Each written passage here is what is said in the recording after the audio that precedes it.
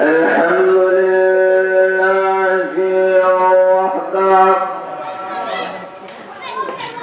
والصلاة والسلام على من لا نبي بعده أما بعد فقد قال الله تبارك وتعالى في كلامه المجيد وفي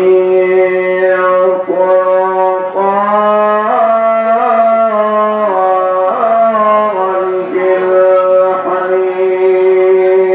الحميد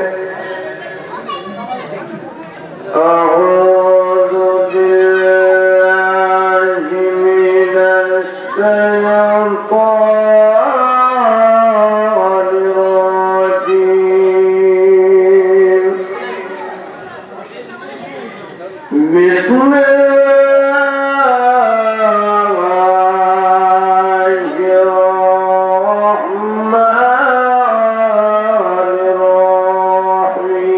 الرحيم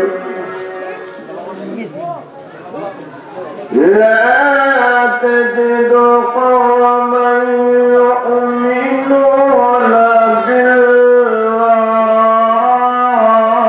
بالله واليوم الآخر يوادون من حاد الله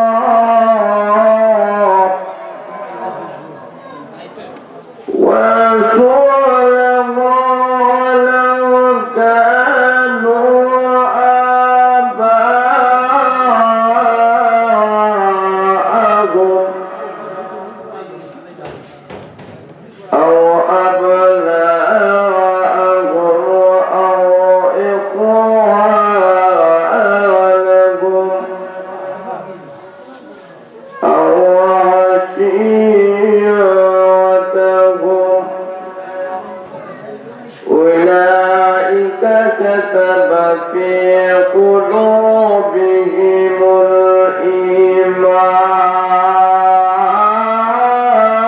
الإيمان وأيدهم بروح منه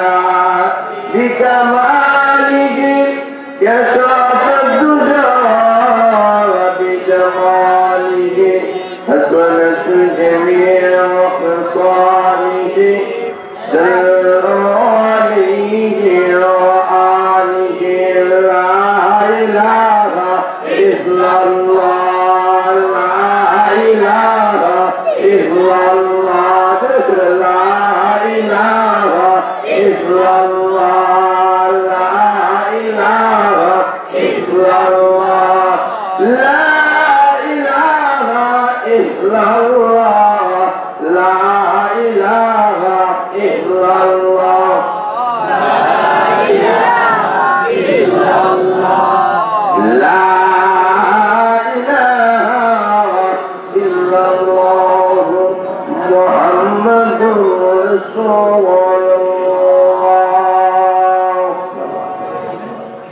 ঐতিহ্যবাহী সাহাবা ideal school এর উদ্যোগে আয়োজিত আজকের বার্ষিক মহাসম্মেলন ও শিশু শিক্ষা প্রদর্শনী অনুষ্ঠানের সম্মানিত সভাপতি সাহেবের আসনকে অলঙ্কৃত করেছেন। সম্মানিত সভাপতি সাহেব, উপস্থিত ওলামায়ে কেরাম, মুরব্বিয়ানে কেরাম, যুব সমাজ ভাইয়েরা, পর্দার অন্তরালের অবস্থানগত আমার সম্মানিত মা ও বোনেরা, মহান আল্লাহ রাব্বুল আলামিনের কাছে লক্ষ কোটি শুকরিয়া জ্ঞাপন করছি, যিনি আপনাদেরকে আমাদেরকে অত্যন্ত মেহেরবানি করে গভীর রাত্রিতে আরামের গুণকে হারাম করে আজকের এই মুবারক মহাসম্মেলনে আসা এবং বসার সুযোগ আল্লাহ দান করেছেন। এই জন্য আমরা সবাই পরিমত শুকর আদায় করি। সবাই বলে আলহামদুলিল্লাহ। আপনাদের আমাদের মনে হয় আপনারা বেশি খুশি হন নাই। আপনারা খুশি না বেলা? আরো যারা বলেন খুশি না বেলা? মাহফিলে আলোচনা চলতো না বন্ধ হইত? আরো যারা বলেন? আমার কিন্তু সময় অত্যন্ত স্বল্প। আমার পরবর্তীতে প্রধান অতিথি সাহেব আপনাদের সামনে গুরুত্বপূর্ণ তাফসীর পেশ করবেন। আমাকে যথাসময়ে বালাগঞ্জে আরেকটা মাহফিল আছে, যথাসময়ে উপস্থিত হতে হবে। যদি ধৈর্য সহকারে বসে থাকেন, আমার তেলাওয়াতকৃত আয়াতকে সামনে রেখে অতি সংক্ষিপ্ত আলোকে কিছু আলোচনা করার চেষ্টা করব। মহান আল্লাহ যেন আমাকে ইখলাসের সাথে বলা, আপনাদের সবাইকে যেন আমলে নিয়ে শোনার তৌফিক দান করে। সবাই বলেন আমিন। আমি আপনাদের সামনে যে আয়াত তেলাওয়াত করেছি, এই আয়াতগুলা কোরআন শরীফের 114টি সূরার মধ্য থেকে অন্যতম একটা সূরা, যে সূরার নাম সূরা আল মুজাদালা। সূরা আল মুজাদালার 5 নম্বর আয়াত আপনাদের সামনে তেলাওয়াত করেছি। এই আয়াতটা আল্লাহ কেন নাযিল করেছেন, তাফসীরের কিতাবের মধ্যে অনেক কারণ উল্লেখ করেছে। সবগুলা কারণ বলার টাইম নাই, অতি সংক্ষেপে একটা কারণ আপনাদের সামনে তুলে ধরব। যার বেলায় মহান আল্লাহ এই আয়াতগুলা নাযিল করেছেন, তিনি আর কেউ নয়, তিনি বিশ্ব নবীর একজন সাহাবী, যার নাম উবাইদা ইবনুল জাররাহ রাদিয়াল্লাহু তাআলা আনহু। আবু উবাইদা ইবনুল জাররাহ রাদিয়াল্লাহু তাআলা আনহু, যার শানে মহান আল্লাহ রাব্বুল আলামিন সূরা আল মুজাদালার 5 নম্বর আয়াত আল্লাহ নাযিল করেছেন। আর আসতে বলে সুবহানাল্লাহ। উনি কোন সাহাবী, যার শানে আল্লাহ এই আয়াত নাযিল করেছেন? তো ওনার ব্যক্তিত্ব, ওনার মর্যাদা, ওনার পদবি আমাদেরকে আলোচনা করতে হবে। যারা বলেন ঠিক না ঠিক? আসল উনি এমন একজন সাহাবী, যার নামে আল্লাহ কোরআনে এই আয়াত নাযিল করেছেন। আবু উবাইদা ইবনুল জাররাহ। ইবনুল জাররাহ ওনার বাবার নাম নয়, ওনার দাদার নাম। পৃথিবীর প্রতিটি সন্তানগুলা বাবার নামে পরিচিত হয়, কিন্তু আবু উবাইদা ইবনুল জাররাহ এমন একজন সাহাবী, যিনি তার বাবার নামে পরিচিত না হয়ে দাদার নামে পরিচিত হয়েছেন। এর ভিতরে একটা রহস্য আছে, সেই রহস্যটা আপনাদের সামনে তুলে ধরতে চাই। সবাই ধৈর্য সহকারে শুনতে রাজি আছেন? আরো যারা শুনতে রাজি আছেন তো ইনশাআল্লাহ? সেই কারণ হলো আল্লাহ রাসূল সাল্লাল্লাহু আলাইহি ওয়াসাল্লামের এই সাহাবীর সম্মান, এই সাহাবীর ইজ্জত এবং মর্যাদা আল্লাহর কাছে এতই বেশি করো। তার কারণ হলো আবু উবাইদা ইবনুল জাররাহ এমন একজন সাহাবী, যে সাহাবী ইসলামের জন্য, কোরআনের জন্য, বিশ্ব নবীর জন্য এমন একটা নদীর স্থাপন করেছে, যে নদীটা পৃথিবীর ইতিহাসে অতীতে কেউ করে নাই, উনার পরে ভবিষ্যতেও কেউ করতে পারবে না। যারা বলেন সুবহানাল্লাহ। সেই ঐতিহাসিক কারণটা হলো ইমাম বুখারী রাহমাতুল্লাহ আলাইহি কিতাবুল মাগাজি অধ্যায়ের মধ্যে উল্লেখ করেছেন, আল্লাহর নবী বিশ্ব নবী রাহমাতুল লিল আলামিন মক্কা থেকে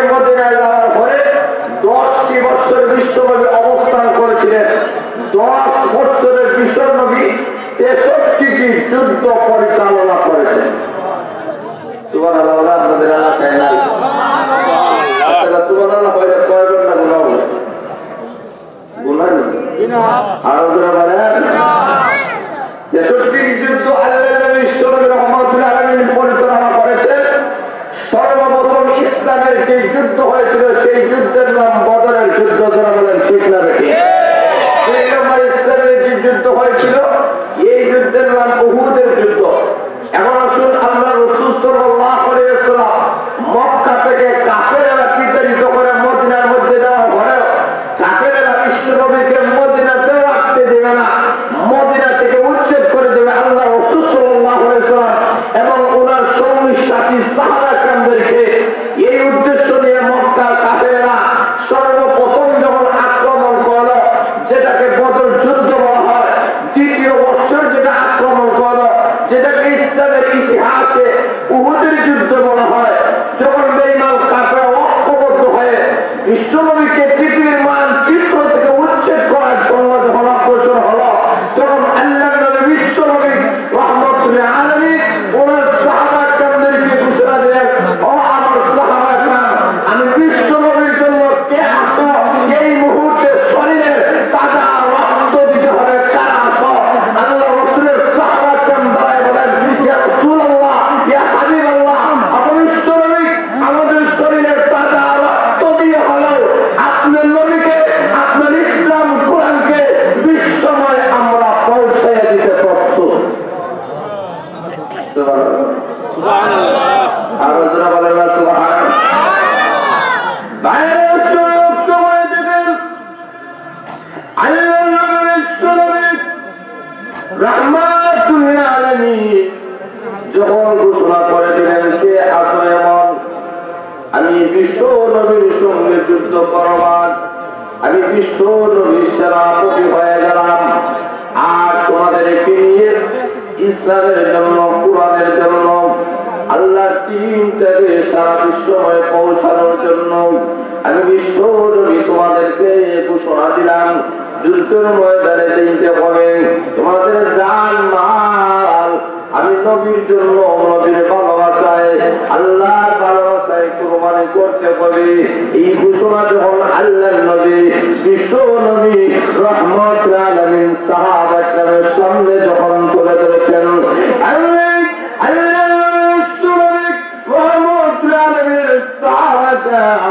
আল্লাহর নবীর সামনে দাঁড়ায় বলেন, ইয়া রাসূলুল্লাহ, ইয়া হাবিবাল্লাহ, আল্লাহর নবী গো, আপনি পারমিশন দিতে দেরি হবে, আপনার নবীর আদেশ পালন করতে গিয়া শরীরের তাজা রক্ত দিতে একটা সেকেন্ড কেউ দেরি হবে না।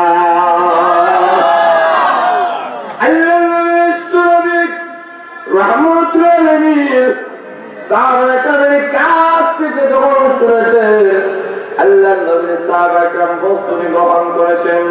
আল্লাহর নবী উহুদের ময়দানে 1000 সাহাবা-কেরামদেরকে নিয়ে রওনা করেছেন।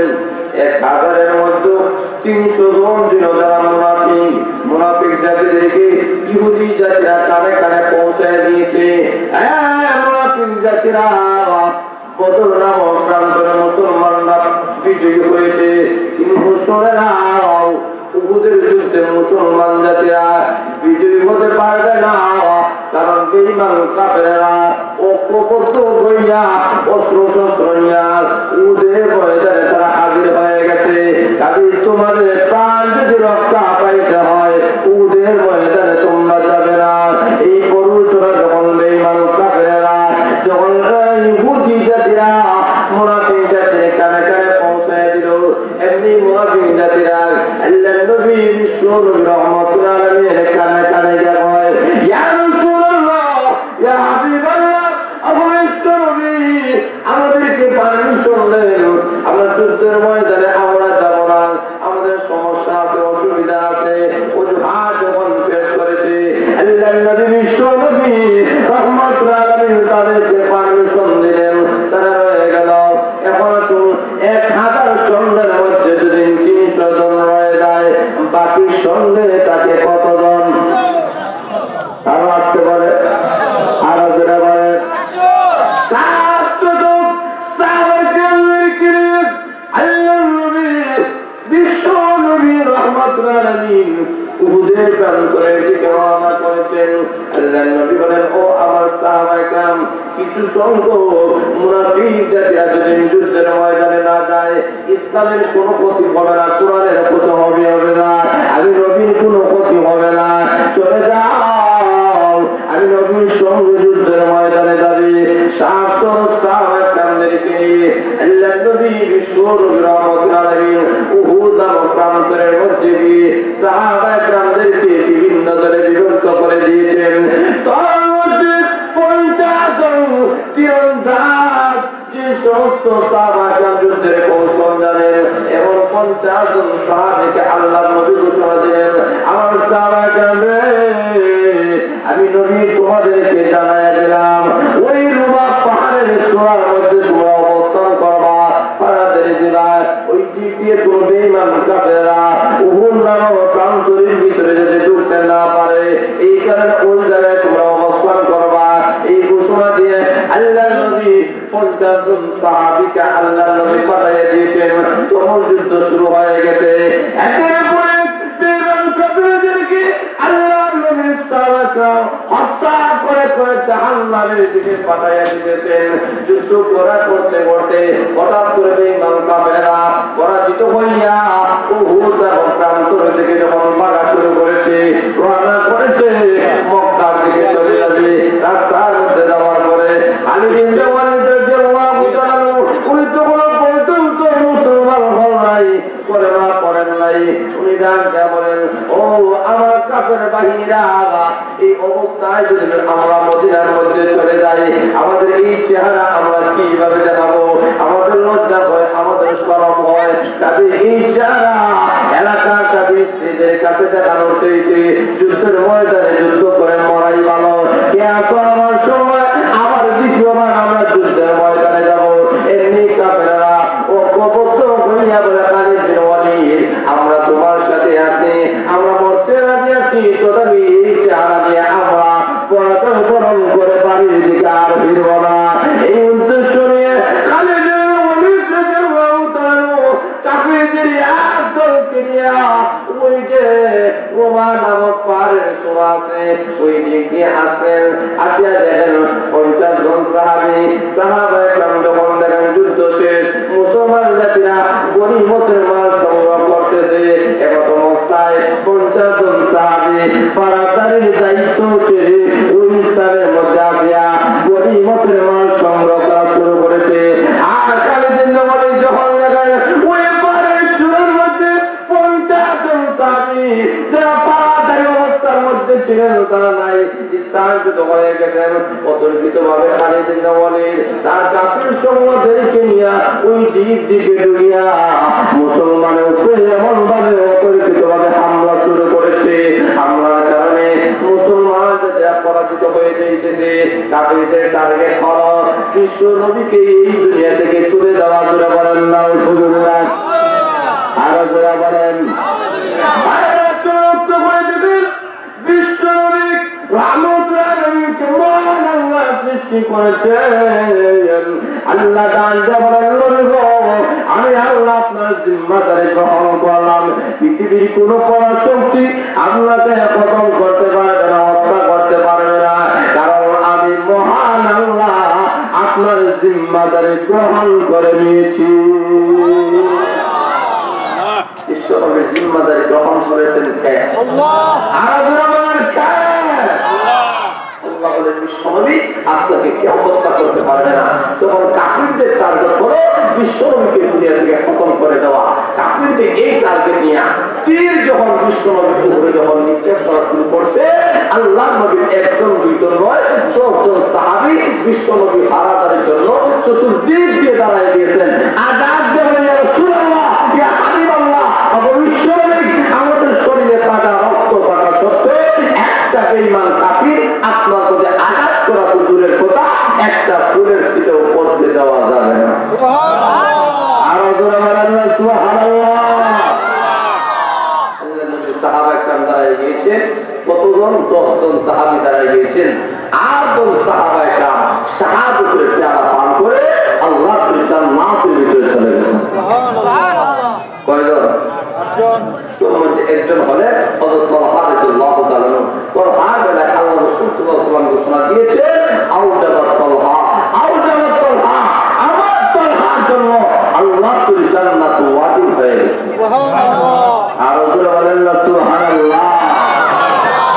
এইভাবে লক্ষ্য করে দেখেন তালহা রাদিয়াল্লাহু আনহু শাহাদাতের পরে কোন শরীরের দিকে তাকায় দেখা যায় 90 থেকে 99টি আঘাত ওনার শরীরের মধ্যে। সুবহানাল্লাহ। আর ওরা বলেন না সুবহানাল্লাহ। এইভাবে আল্লাহ নবী বিশ্বনবী রাহমাতুল্লাহ সামনে দাঁড়ায় গেলেন। আবু দারদা রাদিয়াল্লাহু তাআলা হযরত কাতাদা রাদিয়াল্লাহু তাআলা তারা দুইজন শাহাদাতের পেয়ালা পান করে আল্লাহ তাআলা জান্নাতের ভিতরে চলে গেছেন। এখন বিশ্বনবী ছাড়া আর কেউ নাই। কাফেররা তীর দ্বারা আঘাত করে, আঘাতের সাথে আল্লাহ রাসূল সাল্লাল্লাহু আলাইহি ওয়াসাল্লাম লোহার হ্যামলেট মাথার মধ্যে ছিল, সেই হ্যামলেটটা ফাটিয়া আল্লাহ রাসূলের মাথার ভিতরে লোহার টুকরা ঢুকে গিয়েছে। আরেকটা কাফির দিকে বর্গে যখন আঘাত করেছে, বিশ্বনবীর মুখ মুবারক জখম হয়ে দুইটা দান্দার মুবারক শহীদ হয়ে গেছে। আবার যখন কাফেররা তৃতীয় পর্যায়ে যখন আঘাত করেছে, আঘাতের সাথে সাথে আল্লাহ রাসূল সাল্লাল্লাহু আলাইহি ওয়াসাল্লাম রক্তাক্ত হয়ে রক্ত শরীরের মধ্যে বোধহয় কোনো শক্তি নাই, আল্লাহ রাসূল নিচের মধ্যে পড়ে গেছেন, দাঁড়াতে পারে না। কাফেররা শয়তান অপপ্রচার শুরু করছে, কার পুতিলা মোহাম্মদ বিশ্বনবী শাহাদাতের পেয়ালা পান করে নিয়েছেন, নবী শাহাদাত বরণ করেছেন। আল্লাহ নবীর সাহাবা কেন দুই দল হয়ে গেছে। একদল হয়ে যে এই দুনিয়াতে বিশ্বনবী নেই, এই দুনিয়াতে তার যুদ্ধ করব না। কারণ যেখানে নবী নাই, এখানে আমরা টাকার কোনো অধিকার আছে? আর বলেন আমরা তো এমনি মুখে হয় আশিকের রাসূল, আসলে বাস্তবতায় আশিকের রাসূল আমাদের মধ্যে কোনো গুণ নাই। আর বলেন ঠিক না? বিশ্বনবীর সাহাবায়ে কেরাম ছিলেন। আল্লাহর নবী বিশ্বনবী রাহমাতুল আলামিনের ইন্তেকালের খবর শুনেছেন। এমনি জমিনের মধ্যে বসে বসে হাত তুলে আল্লাহ দরবারে দরখাস্ত করেছেন, প্রভু শুনেছি এই দুনিয়াতে তোমার বিশ্বনবী নাই।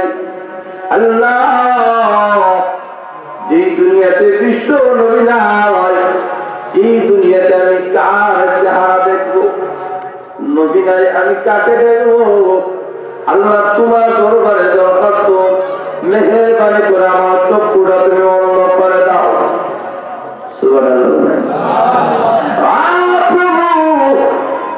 যে দুনিয়াতে বিশ্বনবী নাই, এই দুনিয়াতে আমার কার দ্বারা আমি কার কথা শুনবো? নবীর কথা ছাড়া কার কথা আমি শুনবো না। আল্লাহ তোমার দরবারে দরখাস্ত, মেহেরবানি করে আল্লাহ তুমি আমাকে বদরি বানায়া দাও। আল্লাহ রাব্বুল আলামিন তার দরখাস্ত কবুল মঞ্জুর করে আল্লাহ জানায়া দিলেন, ও আব্দুল্লাহ ইবনে যায়েদ ইবনে আব্দুর রাব্বি, আরে আল্লাহ তোমার দরখাস্ত কবুল মঞ্জুর করে আজকের দিনের জন্য নাই, চিরকালের জন্য অন্য এবং বদরি বানায়া দিলাম। এটি হচ্ছে আশিকের রাসূলের কাজ।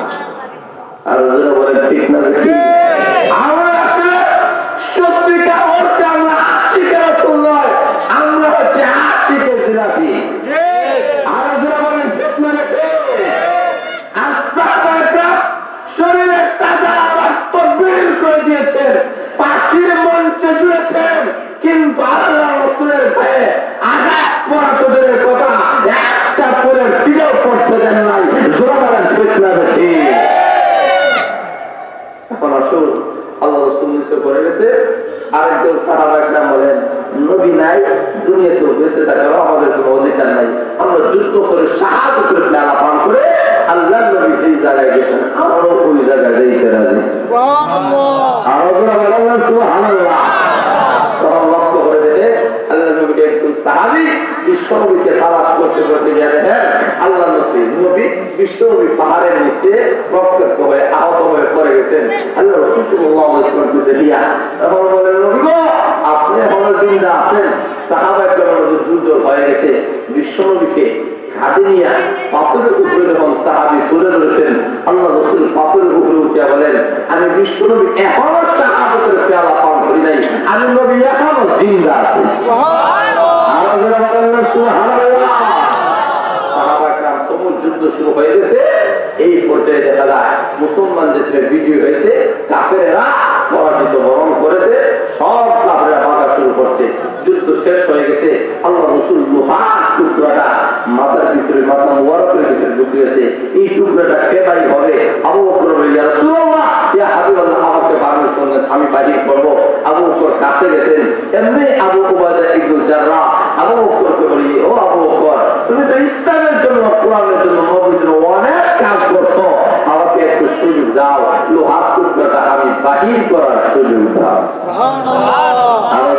সুবহানাল্লাহ। ওই মুহূর্তে আবু উবাইদা ইবনুল জাররাহ রাদিয়াল্লাহু তাআলা আনহু আল্লাহর নবী বিশ্বনবী রহমাতুল আলামিনের লোহার টুকরাটা বাহির করার জন্য চিন্তা করেন, আমি কিভাবে নবীর টুকরাটা বাহির করব।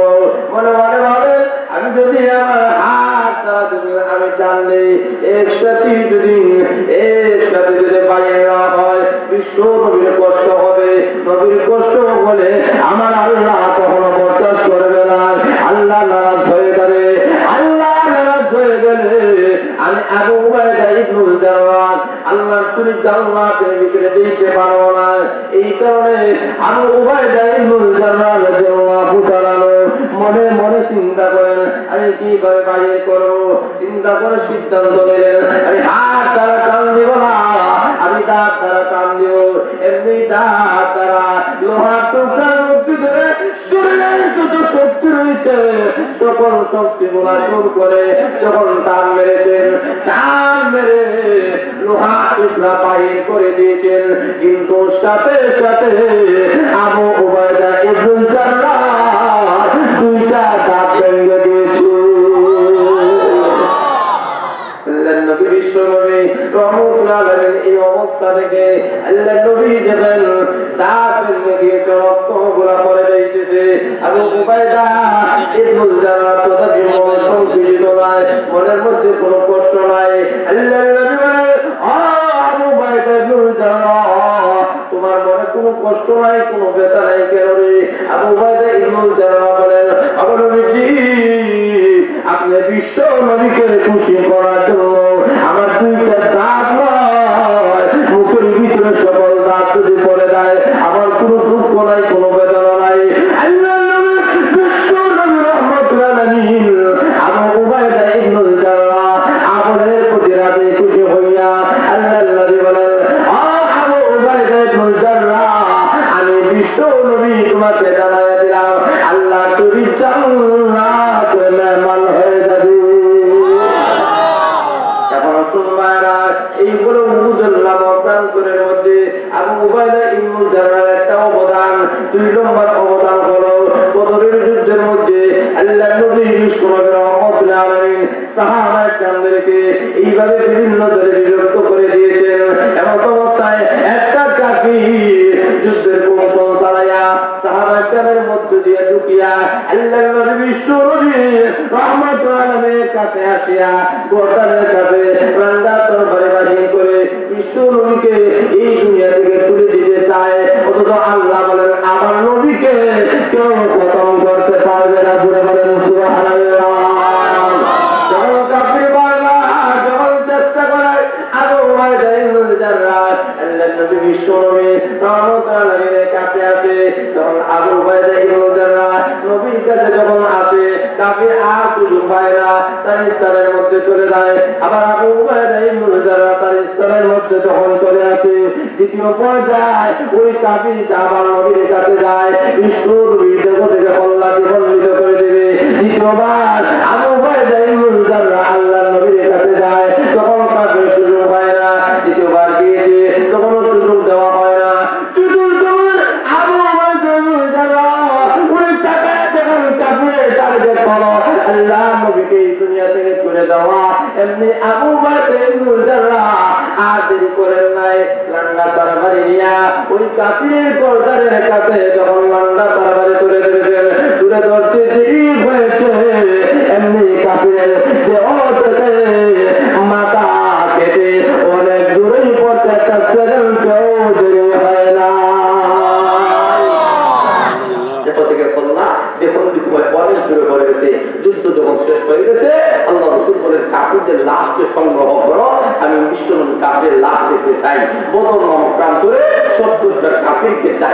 পাঠিয়ে দেওয়া হয়েছে। 70 জন কাফিরকে বিশ্বনবী বন্দী করেছেন। জোরে বলেন সুবহানাল্লাহ।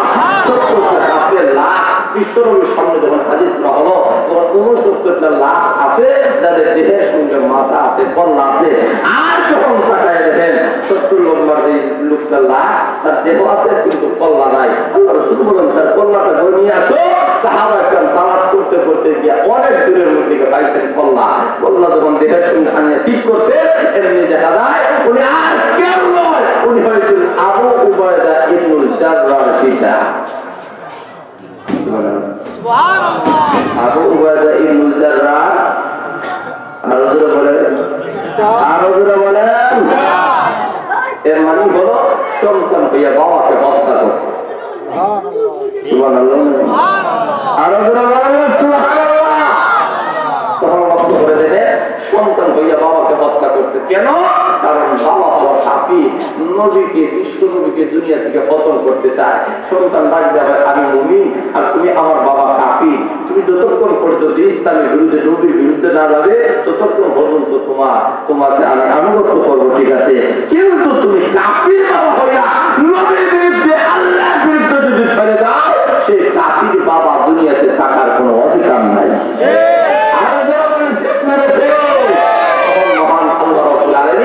আবু উবায়দা ইবনুল জাররাহ এই যে কাজটা করেছেন, এই কাজটা নবীর পছন্দ হয়েছে।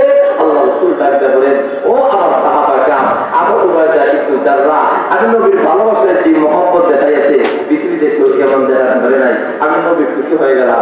নবী যখন এই ঘোষণা দিচ্ছে, কাফেররা অবগত শুরু করছে, এটা কেমন ধর্ম? মুহাম্মদের ধর্ম শুনেছি সত্য ধর্ম আর ভ্রাতৃত্ব ধর্ম, মুহাম্মদের ধর্ম। যে ধর্মের মধ্যে সন্তান হইয়া বাবাকে হত্যা করতে পারে, এটা কোনো শান্তির ধর্ম হতে পারে না। আরো জোরে বলেন। যখন অপব্যবহার শুরু করছে, তখন নবীর চেহারা মলিন হয়ে গেছে। আবু উবায়দা ইবনুল জাররাহর চেহারা মলিন হয়ে গেছে। মহান আল্লাহ রাব্বুল আলামিন একদিক দিয়ে বেঈমান কাফিরদের দাঁত ভাঙার জবাব দিয়া, বিন্নদিকে বিশ্ব নবীকে সান্ত্বনা দিয়া, আর আবু উবায়দা ইবনুল জাররাহ এই আমলটা আল্লাহর কাছে যে পছন্দ হয়েছে, এই কারণে ওনার সম্মান মর্যাদা তুলে ধরে মহান আল্লাহ রাব্বুল আলামিন সূরা আল মুজাদালার 22 নম্বর আয়াত নাযিল করেছেন। সুবহানাল্লাহ।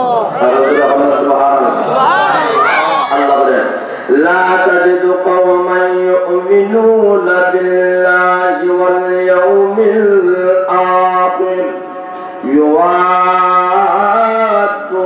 মান হাদাল্লাহ ওয়া রাসূলুহু ওয়ালাউ কানু আবাহুম। আল্লাহ রাব্বুল আলামিন সূরা আল মুজাদালার 5 নম্বর আয়াত নাযিল করে আল্লাহ জানায় দিলেন, অবশ্যই দুনিয়াতে এমন কোন মুমিন আপনি পাবেন না যে মুমিন আল্লাহকে বিশ্বাস করে, পরকালকে বিশ্বাস করে, এবং মুমিনের সামনে তার বাবা যদি হয়, তার দাদা যদি হয়, তার ভাই যদি হয়, তার আত্মীয় স্বজন যদি হয়, আর সে যদি আল্লাহ এবং রাসূলের বিরুদ্ধে চলে যায়, তখন সেই মুমিন আল্লাহ রাসূলের বিরোধিতা হবে না, বরং সেই মুমিন তার বাবা এবং দাদাও যদি হয় রাসূলের বিরুদ্ধে চলে যায়, তাহলে রাসূলের বিরুদ্ধে যারা চলে যাবে তাদের সঙ্গে কখনো আপোষ হতে পারে না। করে বলেন সুবহানাল্লাহ। কারণ মুমিন কাফিরের সঙ্গে কখনো আপোষ হতে পারে না। ঈমানদার কখনো বাতিলের সামনে মাথা নত করতে পারে না। আর করে বলেন আল্লাহ আয়াত নাযিল করে, ওয়ালাউ কানা আবাহুম, যদিও সে তার বাবা হয়। আল্লাহ ডাক দেবে আবু উবায়দা ইবনুল জাররাহ তার বাবাকে হত্যা করেছেন কারণ নবীর বিরুদ্ধে আল্লাহর বিরুদ্ধে চলে গেছে। এই থেকেই বোঝা গেল কিয়ামত পর্যন্ত আপনি আমি হকের পথে আছি, হকের পথে থাকবো। আমাদের সবার ঠিক না রেখে এতে যদি আমাদের বাবা, আমাদের দাদা, আত্মীয় স্বজন, স্ত্রী গোষ্ঠী সবাই যদি ইসলামের বিপক্ষে চলে যায়, তাদের সাথে আমাদের কোনো আপোষ নাই, কোনো মিল নাই, বরং আল্লাহ এবং তার রাসূলের মহব্বত আমাদের অন্তরে বেশি। আরো যারা বলেন ঠিক না আল্লাহ বলেন, ওয়াল্লাযীনা আমানু আশাদ্দু হুব্বান লিল্লাহ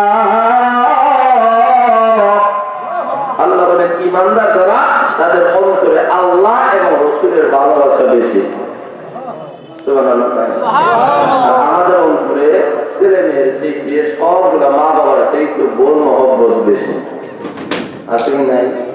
আচ্ছা, আমাদের এলাকায় যে পরিমাণ মানুষ উপস্থিত হয়েছে আসলে কি এলাকায় ওই পরিমাণ আছেন না আরো বেশি? আরো জোরে বলেন। অনেকে আসে না কেন? বোন মহব্বত। আবার অনেক এমন আছে বাবা মারা গেলে কান্দে না, মা মারা গেছে কান্দে না, বোন হচ্ছে কান্দে।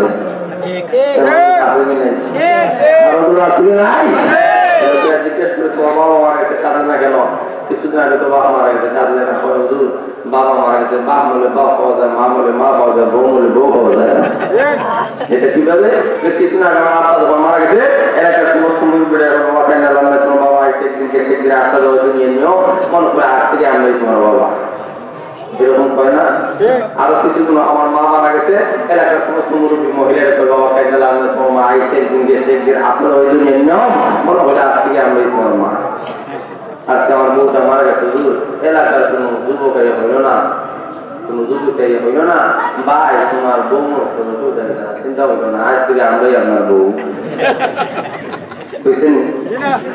কইলে আপনাদের এলাকায় বাপ বলে বাপ পাওয়া যায়, মা বলে মা পাওয়া যায়, বউ বলে বউ পাওয়া যায় না।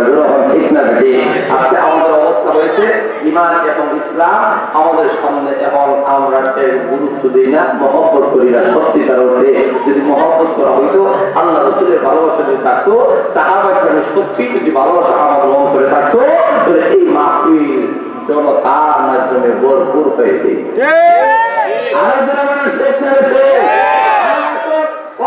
দেখেন সারা বিশ্বের মধ্যে ইসলাম কোরআনকে নিয়ে এবং বিশ্বভাবে আদর্শকে নিয়ে বিভিন্ন ষড়যন্ত্র চলতেছে। সেই মুহূর্তে আজকে সাহাবা আইডিয়াল স্কুলের উদ্যোগে আজকের এই মাহফিলের মাধ্যমে প্রমাণ হয়ে গেছে, যদি ইসলাম থাকবে, কোরআন থাকবে, মুসলমান জাতি থাকবে, এই পৃথিবীর মানচিত্র থেকে ইসলাম কোরআনকে মুছে ফেলা সম্ভব হবে না, হবে না, হবে না। পরিস্থিতি তৈরি হয় এই ইসলামের জন্য, কোরআনের জন্য, নবীর জন্য। যদি শরীরের তাজা রক্ত যদি দিতে হয়, রাজপথে শরীরের তাজা রক্ত কারা কারা দিতে আছেন? হাত তুলে দেখান। সবাই দিয়েছেন?